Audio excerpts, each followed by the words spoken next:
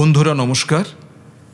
এসো গল্প শুনি ইউটিউব চ্যানেলে আপনাদের সবাইকে স্বাগত। আপনারা শুনছেন শীর্ষেন্দু মুখোপাধ্যায়ের জনপ্রিয় উপন্যাস কাগজের বউয়ের পাঠ শুরু করার আগে প্রতিদিনের মতো আবারও জানিয়ে রাখি, আপনি যদি আমার চ্যানেলে নতুন হন এবং এখনও যদি আমার চ্যানেলটিকে সাবস্ক্রাইব না করে থাকেন, অনুগ্রহ করে এখনই চ্যানেলটিকে সাবস্ক্রাইব করে দিন এবং পাশে থাকা বেল আইকনটি টিপে দিতে ভুলবেন না, যাতে আমার চ্যানেলে আপলোড করা যাবতীয় গল্প উপন্যাস পাঠের ভিডিও সংক্রান্ত নোটিফিকেশনটি আপনার কাছে সর্বাগ্রে পৌঁছে যায়। কেমন?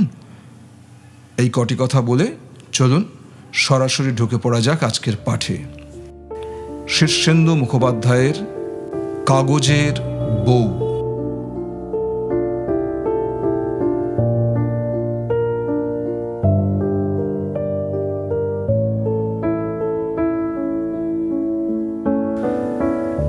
তৃতীয় পরিচ্ছেদ, টাকার ব্যাপারে, পর্ব 11। টাকার ব্যাপারে আমার কাউকে তেমন বিশ্বাস হয় না, না ব্যাংক না পোস্ট অফিস। আমার সবচেয়ে নিরাপদ জায়গা হলো মাসি।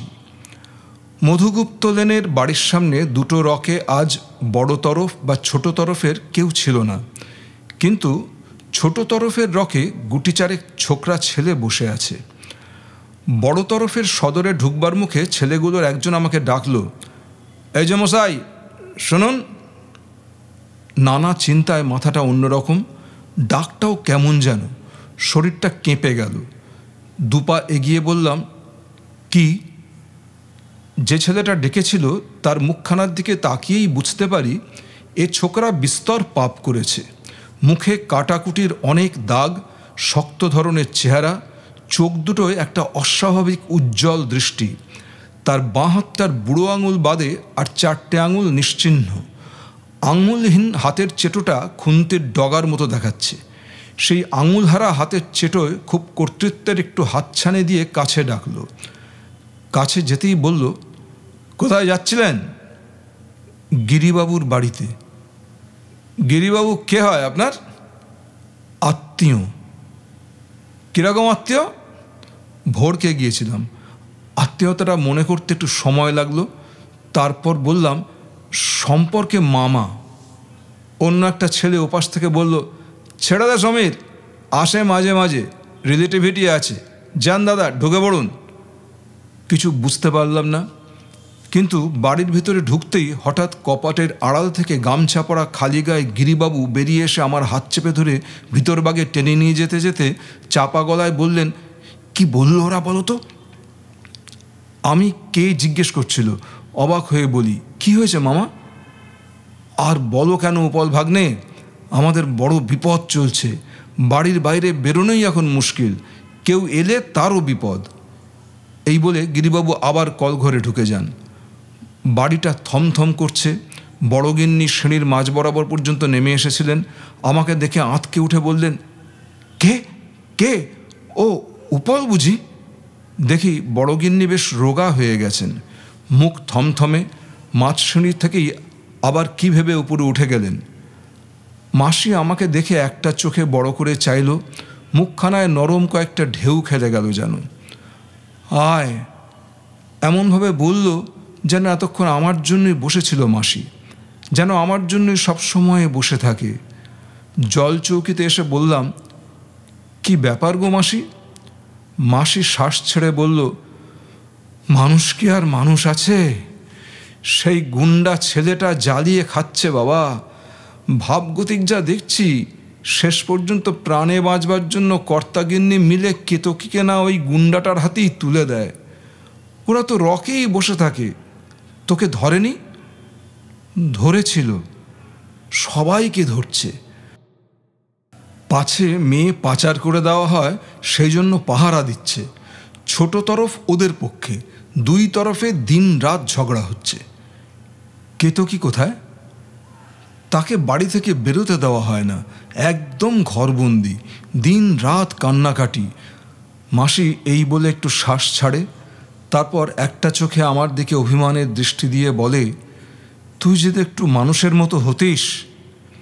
হেসে বলি, দুনিয়ায় মানুষের অভাব কি, আমার জন্য তুমি আর অত ভেবো না মাসি।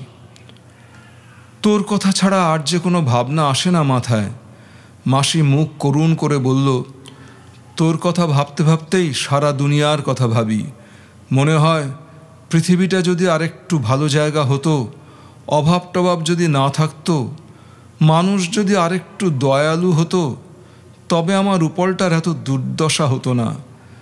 তোর যে খিদে পায় সে যদি সবাই বুঝতো। অবাক হয়ে বলি, ওরে বাবা, কত ভাবো তুমি। কত ভাবি। এই যে কাক, কুকুর, বেড়ালদের ভূতভোজন করাই, তাও তোর কথা ভেবে। ভাবি কি, ওরা যদি আশীর্বাদ করে তবে আমার উপলের একটা গতি হবে হয়তো। খানিকক্ষণ গুম হয়ে বসে থাকি। মাসি বলে, বড় ভালো ছিল মেয়েটা, তোর সঙ্গে মানাতো খুব। গুন্ডাটা কি ওকে বিয়ে করতে চায় মাসি? তাই তো শুনি।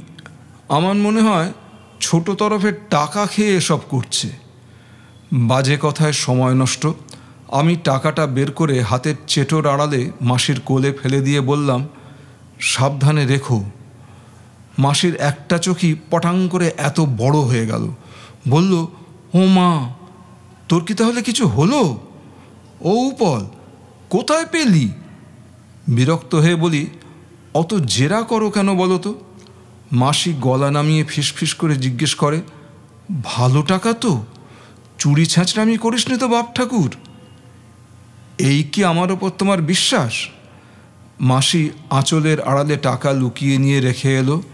এসে ফিসফিস করে বলল, কেতকী তোকে ডাকছে। কেন? জানা, সিঁড়ির নিচেকার ঘরে আছে, একটু বসে যা। বড় কর্তা কলঘর থেকে বেরিয়ে কাপড় মেলছে, ও ওপরে যাক। একটু বাদে সিঁড়িতে কম্প তুলে গিরিবাবু ওপরে উঠে গেলেন। মাসি ভাত বাড়তে বসল। আমি শুট করে বেরিয়ে সিঁড়ির আড়ালে সরে যাই। এ ঘরটায় মাসি থাকে। পর্দা সরাতেই কেতকীকে দেখলাম। খাটের ওপর উপুড় হয়ে শোয়া, চুলগুলি ঝেঁপে আছে ওর মুখ আর মাথা। ডাকতে হলো না, কি করে যেন টের পেয়ে ও উঠে বসল। তখন দেখি ওর চেহারাটা খুব ভীষণ রকমের খারাপ হয়ে গেছে। মোটা গরাদ দেওয়া ছোট জানালা দিয়ে একটুখানি আলোর যে আভা আসছে ঘরে, তাতে দেখা যায় কেতকী অনেক কালো হয়ে গেছে বুঝি। সমস্ত মুখ ফুলে আছে অবিরল কান্নার ফলে। কোনো ভূমিকা না করেই কেতকী ভাঙা স্বরে বলল, আমি যাব। অবাক হয়ে বলি, কোথায়? যেখানেই হোক, এ বাড়ির বাইরে। আমি কৃষকায় মেয়েটির দিকে চেয়ে থাকি। কত বাধা ওকে ঘিরেছে আজ। বললাম, তোমার যাওয়ার কোনো জায়গা ঠিক করা আছে? ও মাথা নেড়ে বলল, না। তাহলে? আমি দ্বিধায় পড়ে বলি। কেতকীর চোখে ফের জল এলো। তীব্র সেই চোখে চেয়ে বলল, আজ মা কি বলেছে জানেন? বলেছে, তোকে নিয়ে যখন এত অশান্তি, তখন তুই ওই গুন্ডাটাকেই বিয়ে কর। অথচ মা কদিন আগেই মিথ্যে সন্দেহ করে আমাকে মেরেছিল। আমি এ বাড়িতে থাকবো না, আমাকে কোথাও নিয়ে যাবেন? বুকের মধ্যে একটা ধাক্কা খাই। আশা জাগে, লোভ জাগে, ইচ্ছের নানা রঙের বর্ণালী খেলা করে। কিন্তু আমি কোথায় নিয়ে যাব ওকে? আমার তো কোনো জায়গা নেই। আমি মাথা নিচু করে বলি, সেটা কি হয়? কেন হয় না উপলদা? আমার লজ্জা করার সময় নেই, নইলে এত সহজে কথাটা বলতে পারতাম না। শুনুন, আমি আপনাকে বিয়ে করতে চাই। এত চমকে গিয়েছিলাম যে মাথাটা চক্কর মারল। খাটের স্ট্যান্ড ধরে সামলে নিলাম। একটু সময় নিয়ে বললাম, কেন আমাকে বিয়ে করবে কেতকী? এই প্রশ্নটা সবচেয়ে জরুরি, সবচেয়ে জটিল। কেতকী বলল, করব, ইচ্ছে। আপনি রাজি নন? আমি মৃদুস্বরে বলি, শুনে লজ্জা পাই কেতকী, আমি বড় সামান্য মানুষ। কেতকীর মুখ উদাস হয়ে গেল। অনেকক্ষণ বসে রইল শূন্যের দিকে চেয়ে। তারপর আস্তে বলল, পিসি বলেছিল আপনি রাজি হবেন। বিপদের মধ্যে পড়ে তুমি উল্টোপাল্টা ভাবছ, বিপদ কেটে গেলে দেখবে এ এক মস্ত ভুল।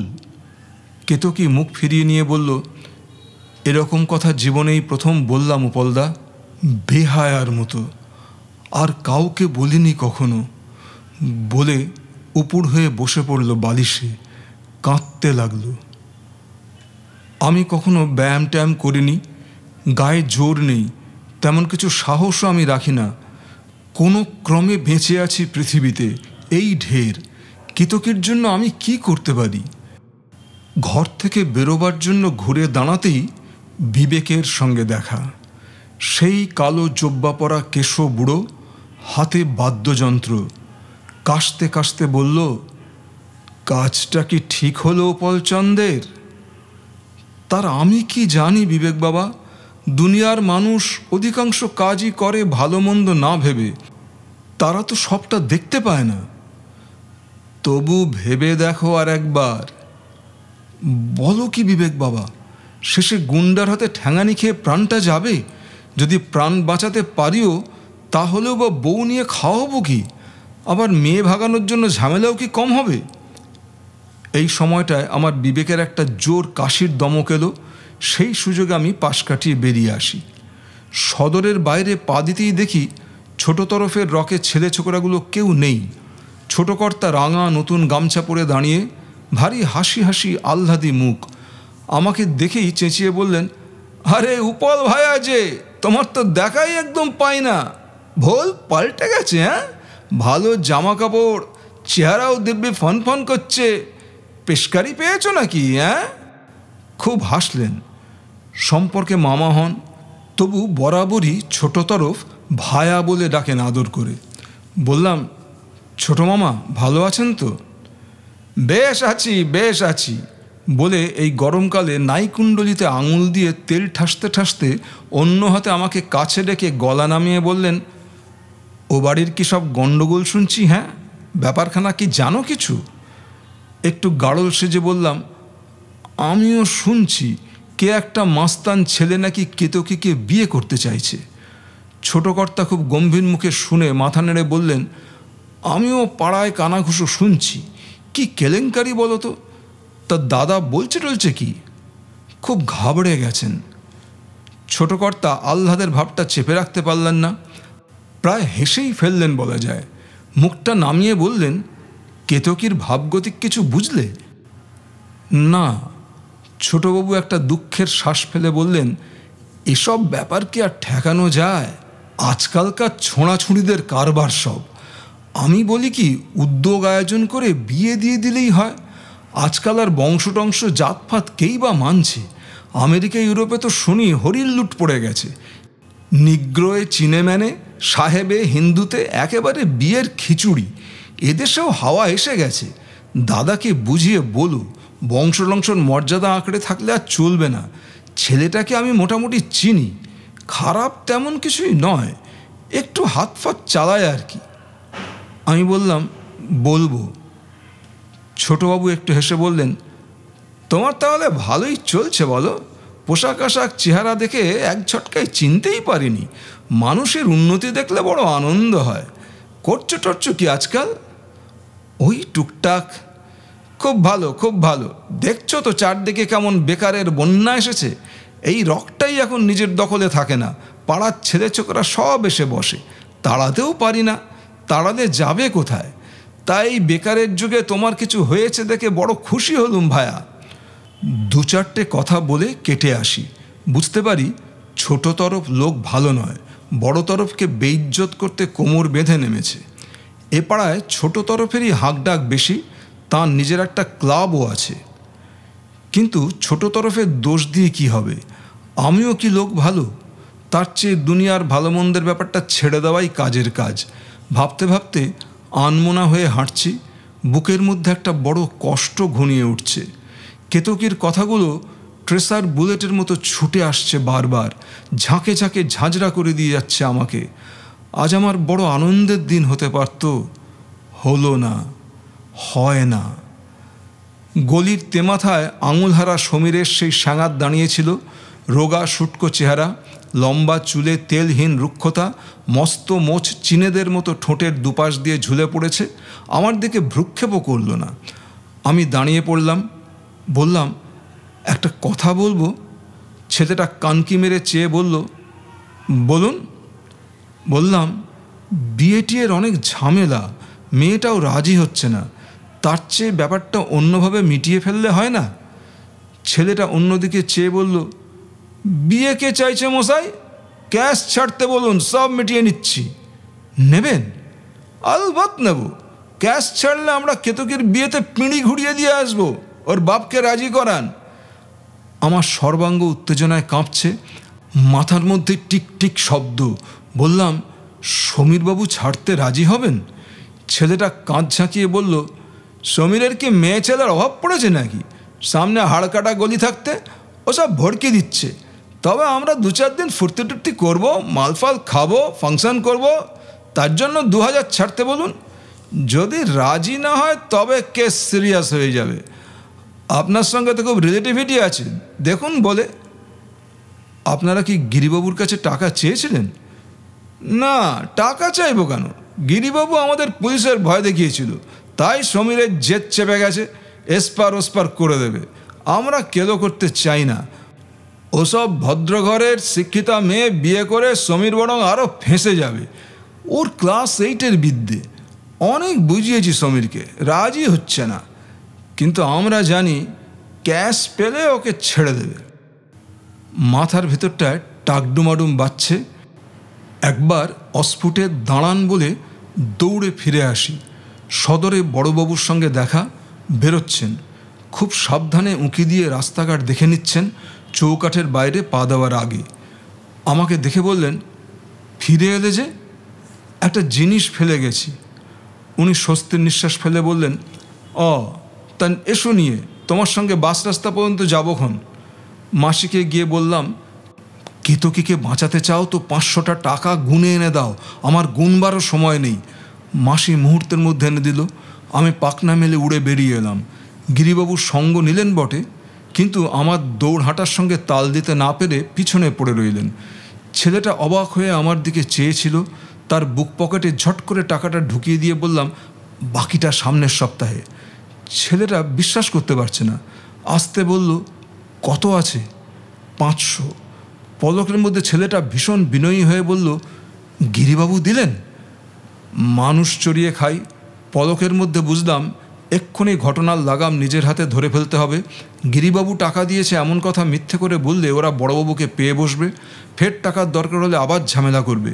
গম্ভীর হয়ে বললাম, না, আমিই দিচ্ছি, কিন্তু আর কোনো ঝামেলা হলে বাকি টাকাটা তো দেবই না, উল্টে অন্যরকম ঝামেলা হয়ে যাবে। ছেলেটা সদ্য টাকা খেয়েছে। যারা টাকা খায় তাদের ব্যক্তিত্ব থাকে না, ভালো মন্দের জ্ঞান নষ্ট হয়ে যায়।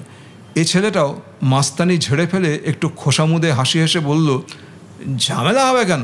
সমীর সালাকে আমরা টাইট দিচ্ছি, আপনি ডেফিনেট থাকুন। গিরিবাবু পাশ দিয়ে হেঁটে গেলেন খুব তাড়াতাড়ি। ছেলেটা সেদিকে তাকালোও না। ছেলেটার আরও কয়েকজন সাঙাত এসে চারধারে দাঁড়িয়ে গেল। টাকার ব্যাপারটা আড়াল থেকে লক্ষ্য করে থাকবে। টাকার গন্ধ গোলাপ ফুলের মতো। যারা গন্ধ নিতে জানে তারা ঠিক গন্ধ পায়। ছেলেটা সঙ্গীদের দিকে চোখ মেরে আমাকে বলল, তাহলে ফের সামনের সপ্তাহে কেমন? হ্যাঁ, কিন্তু ছোটবাবু কী হবে? ছেলেটা মাথা সোজা রেখেই বলল, ছোটবাবু ফতো কাপ্তান, 10-20 চাক্কি ঝাঁক দিতেই আমাদের দম বেরিয়ে যায়। ওর মামলায় আমরা আর নেই। তবে ওর ছেলে সন্ত আমাদের দোস্ত, কিন্তু তাকে টাইট দেওয়ার ভার আমার। আপনি নিশ্চিন্ত হয়ে চলে যান। নিশ্চিন্ত হয়ে আমি বড় রাস্তার দিকে হাঁটতে থাকি। নিজের ভিতরটা বড্ড ফাঁকা ফাঁকা লাগে। টাকাটা চলে গেল হাত থেকে, সামনের সপ্তাহে আরও যাবে। যেন এই যাওয়ার জন্যই হুড়মুড় করে টাকাটা এসেছিল। বাস রাস্তায় ভীষণ উদ্বিগ্ন মুখে বড়বাবু দাঁড়িয়ে আমাকে দেখেই প্রায় ছুটে এসে বললেন, চেনো নাকি ওদের? চেনা হলো। আপনি আর ভাববেন না বড় মামা, সব ঝামেলা মিটিয়ে দিয়ে এসেছি, আর কেউ হুজ্জত করবে না। মিটে গেল মানে? কি করে মেটালে? একটু মহৎ হতে ইচ্ছে করল। অনেক কাল মহৎ হইনি।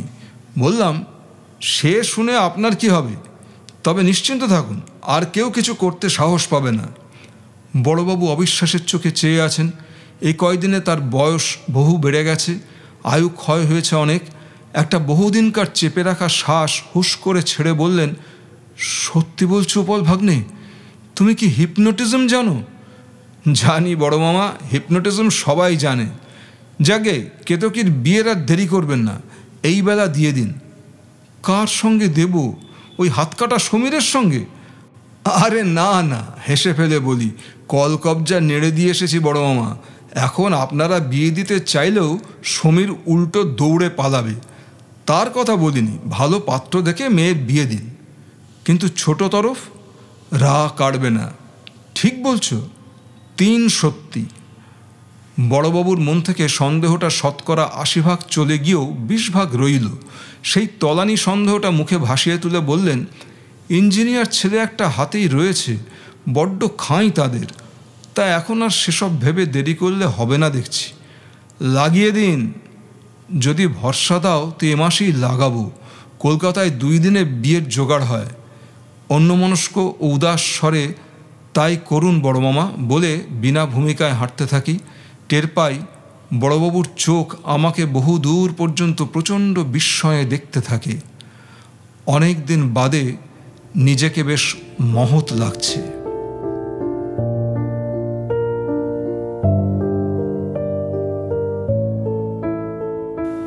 বারো। একটু আগে ঝিরঝিরে বৃষ্টি হয়ে গেছে। লেকের জলের ধারে ঘাসের ওপর বর্ষাতি পেতে চুপ করে বসে আছি। মেঘ ভেঙে অল্প রাঙা শেষবেলার রোদ উঠল। ওই ফ্যাকাশে গাছপালা যেন রূপকথার রাজ্যে জেগে উঠল হঠাৎ। জল উঠল ঝিলমিলিয়ে। জীবন এরকম, কখনো মেঘ, কখনো রোদ।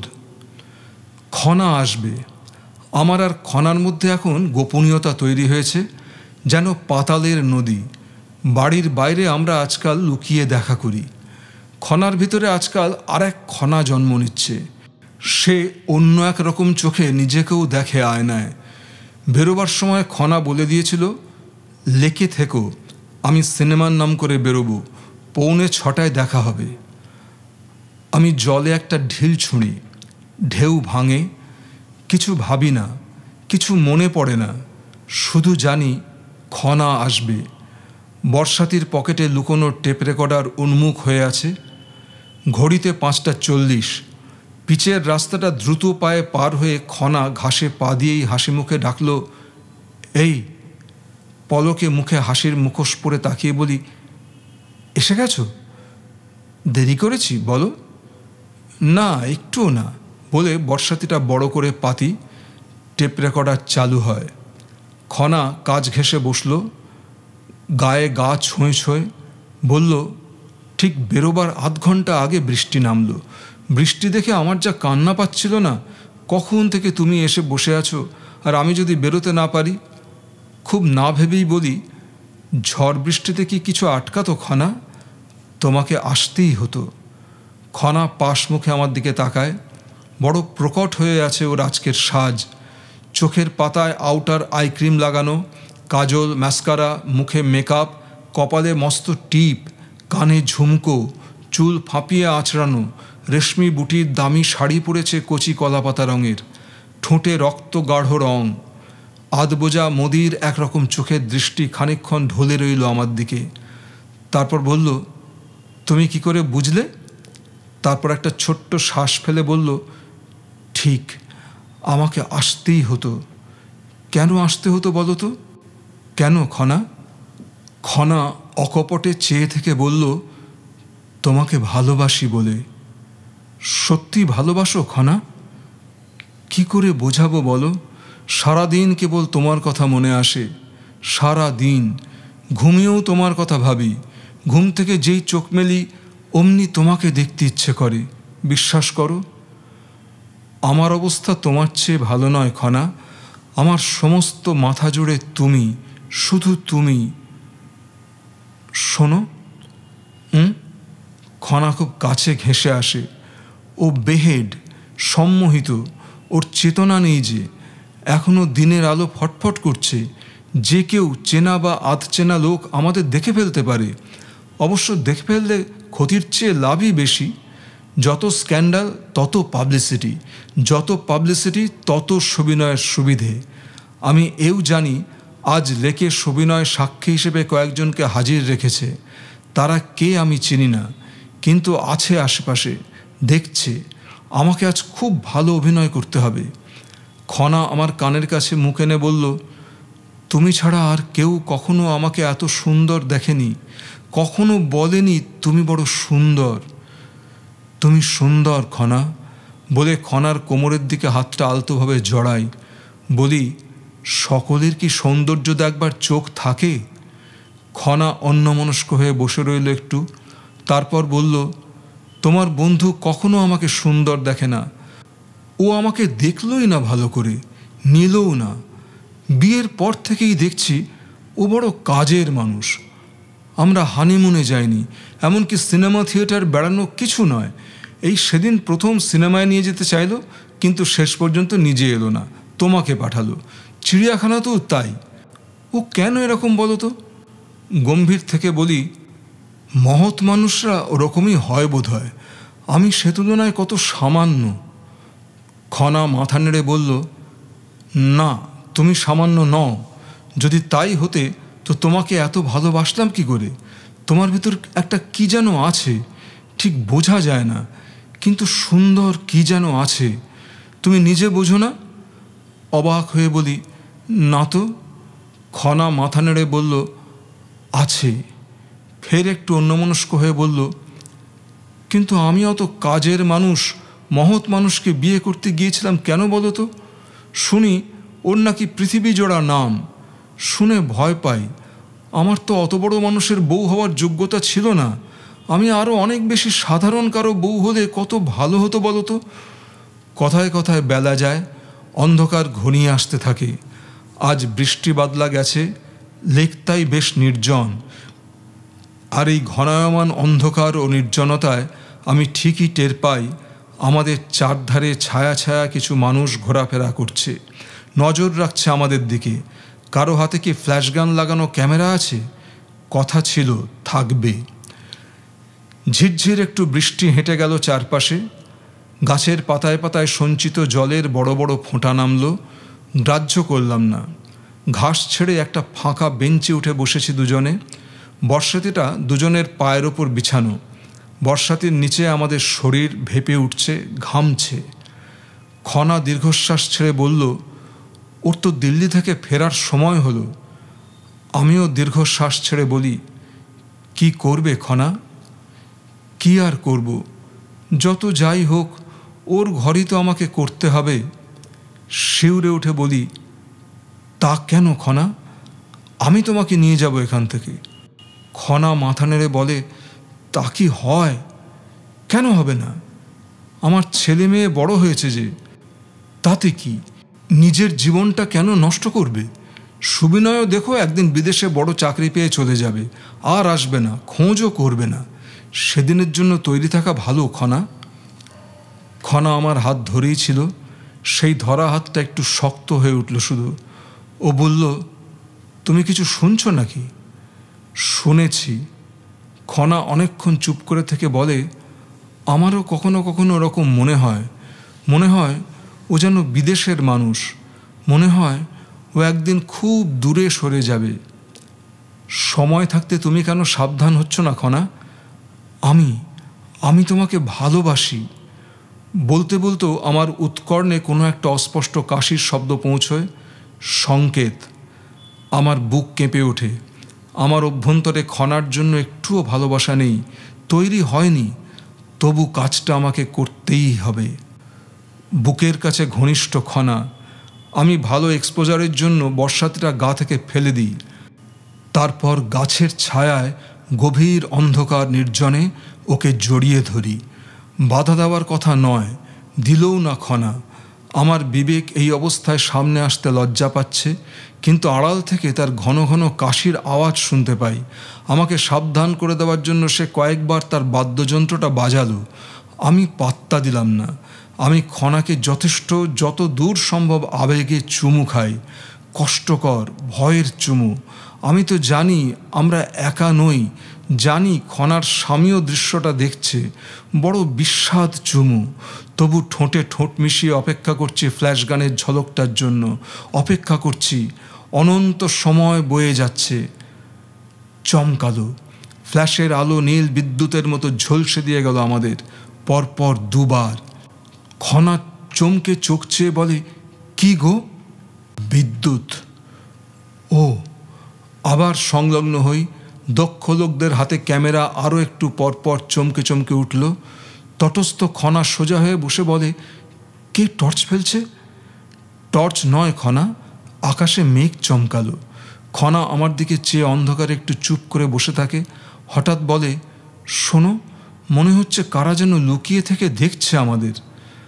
আমার টেপ রেকর্ডারের ক্যাসেট শেষ হয়ে আসছে। আমি হঠাৎ ওকে কাছে টেনে বলি, কেউ নয়, লেক হচ্ছে মুক্ত অঞ্চল, সবাই প্রেম করতে আসে, কে কাকে দেখবে। শোনো খনা, তুমি সুবিনয়কে ডিভোর্স করবে? খনা নিজের চুল ঠিক করছিল, একটু চনমনে হয়ে চারদিকে তাকাচ্ছে। বিপদ। আমি ওকে টেনে নিই কাছে। ও বাধা দেয় না, বরং চোখ বুজে থাকে। অস্ফুট গলায় বলে, আমাকে বহুকাল কেউ আদর করে না উপল। একটু আদরের জন্য আমার ভিতরটা মরুভূমি হয়ে থাকে। আমার রেকর্ডারের ফিতে ফুরিয়ে আসছে, সময় নেই। বলি, বলো খনা, সুবিনয়কে ডিভোর্স করবে? তেমনি অস্ফুট গলায়ও বলে, তুমি কি আমাকে একেবারে চাও? চাই।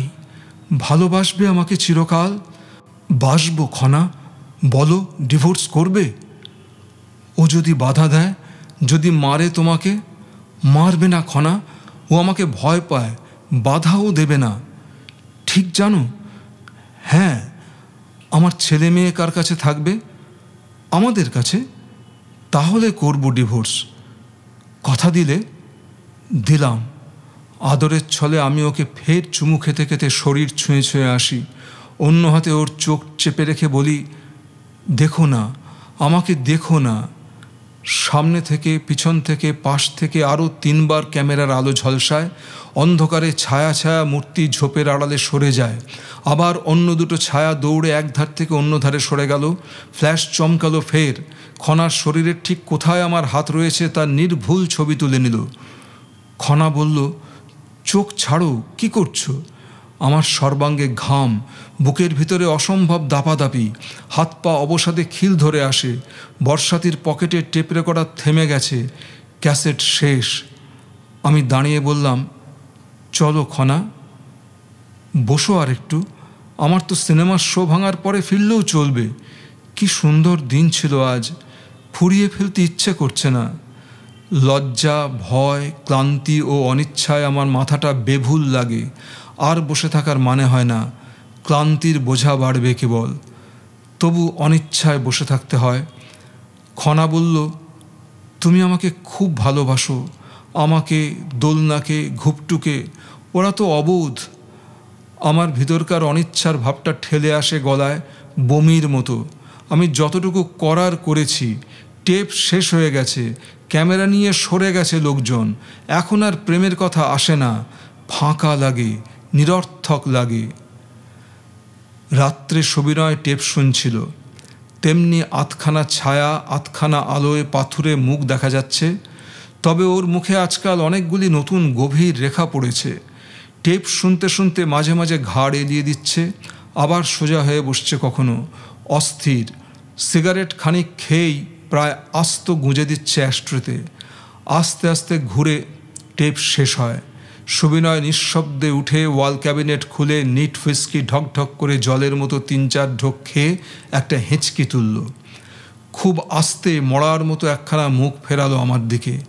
দু চোখে একটা অনিশ্চয়তার ভাব, যেন বা ভয়। খুব আস্তে করে বলল, you know something buddy? You are a born lady killer, a demon, a dragon. চুপ করে থাকি। সুবিনয়ের দিক থেকে একটা মস্ত মোটা আর ভারী নোটের বান্ডিল উড়ে এসে কোলে পড়ল। 5000, ইউ হ্যাভ আর্নড ইট। একথা যখন বলছিল সুবিনয়, তখন ওর গলায় কোনো আত্মবিশ্বাস ছিল না, ভয় পাওয়া মানুষের মতো গলা। মাথা নিচু করে টাকাটার দিকে চেয়ে থাকি। অনেক টাকা, দারিদ্র্যের মুক্তিপণ। সুবিনয় জানালার কাছে দাঁড়িয়ে বাইরে চেয়েছিল, আমার দিকে চাইছে না। সেইভাবেই থেকে বলল, I don't believe it, yet the impossible has happened buddy. আমি টাকা থেকে মুখ তুললাম। সুবিনয় এসে সোফায় তার প্রিয় চিৎপাত ভঙ্গিতে বসল।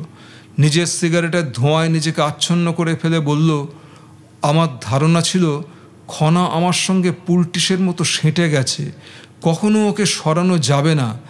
Adamant wife. হুইস্কির আধ গেলাস টেনে নিয়ে তীব্র অ্যালকোহলের যন্ত্রণায় গলা চেপে বুম হয়ে থাকলো কিছুক্ষণ। তারপর আলো ছায়াময় মুখ তুলে অদ্ভুত হেসে বলল, you have done it buddy, congratulations. আমি উঠতে যাচ্ছিলাম। যখন দরজার কাছ বরাবর পৌঁছে গেছি তখন ও ডেকে বলল, you know something buddy, you are in love with her, going to marry her buddy, when I'll be away from here. আমি চুপ করে রইলাম। তারপর মাথা নাড়ালাম, না। লাভ হার বাডি, প্লিজ। আমি ওর দিকে তাকালাম। স্পষ্ট টের পাই আমার চোখ বাঘের মতো জ্বলছে, সমস্ত গায়ে শিরশির করে উঠছে রাগ। কিন্তু মাতাল সুবিনয় আমাকে লক্ষ্যই করল না। বলল, I am going home tonight, wait buddy, I can take you home. রাতে আমি ফের বারান্দায় শুয়েছি। প্যাকিং বাক্সগুলি একটু নড়বড় করে, বিছানাটা বড্ড শক্ত আর স্যাঁতস্যাঁতে থাকে। এ সবই কদিন সুবিনয়ের পুরু গভীর বিছানায় শোয়ার অভ্যাসের ফল। শুয়ে জেগে থাকি। সুবিনয়ের ঘর থেকে কোনো শব্দ আসে না, ওরা বোধহয় ঘুমিয়ে পড়েছে। কাত হয়ে শুয়ে আকাশ দেখি। খয়া একটা চাঁদ উঠেছে আকাশে, বড় ভালো লাগে। চেয়ে থাকি, ভিতরটা বিস্বাদে ভরে আছে।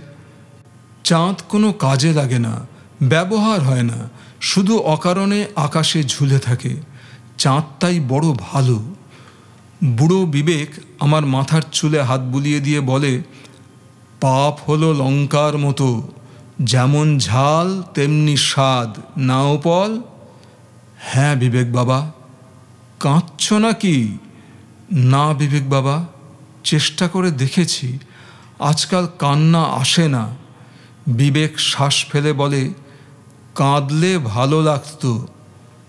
জানি, কিন্তু সব সময় কি আসে? বিবেক শ্বাস ফেলে বলে, পেটে অম্বল জমলে যেমন বমি করলে আরাম হয়, কান্নাও তেমনি। তোমার কোনো দুঃখের কথা মনে পড়ে না? কিছু একটা মনে করে দেখো, কান্না এসে যাবে ক্ষণ। আসে না। আমি মাথা নেড়ে বলি, অনেক দিন বাদে এই প্রথম একটা কাজ আমি শেষ করেছি বিবেক বাবা, মেলা ঝামেলা করো না, তুমি যাও। বিবেক চলে যায়। সে যেতে না যেতেই ছুঁচোর চিড়িক ডাক আসে অন্ধকার বারান্দার কোথা থেকে যেন। চমকে উঠে বসি। বহুকাল কি ছুঁচোটা আসেনি, নাকি আমি লক্ষ্য করিনি ওকে? নিজের অন্যমনস্কতায় ডুবেছিলাম বলে ওর ডাক কানে আসেনি। চকিতে মনে পড়ল, বিষ আনতে বারবার ভুল হয় বলে খনা আজ নিজেই কিনে এনেছে। শোয়ার আগে আটার গুলিতে বিষ মাখিয়ে বারান্দায় আর বাথরুমে ছড়াচ্ছিল। আর তখন একবার আমার খুব কাছে এসে চাপা স্বরে বলেছিল, ও এসেছে, কিন্তু আমি ওর সঙ্গে কি করে যে আর একটা রাতও থাকবো, পারছি না, একদম পারছি না। তুমি আমার কি করলে বলো তো? আমি কি নষ্ট হয়ে গেলাম? এ কি ভালো হলো? আমি উঠে বাতি জ্বালি। মুখ ধোয়ার বেসিনের নিচে এঁটো বাসনের ওপর ছুঁচোটা তুরতুর করছে। আমাকে দেখে মুখ তুলল, দুটো চোখ আলোয় আলোময়। ওর অল্প দূরেই সেই বিষ-মাখানো আটার গুলি। আমি নিচু হয়ে কুড়িয়ে নিই। লোভে আমার পায়ের কাছে ছুটে আসে ছুঁচোটা।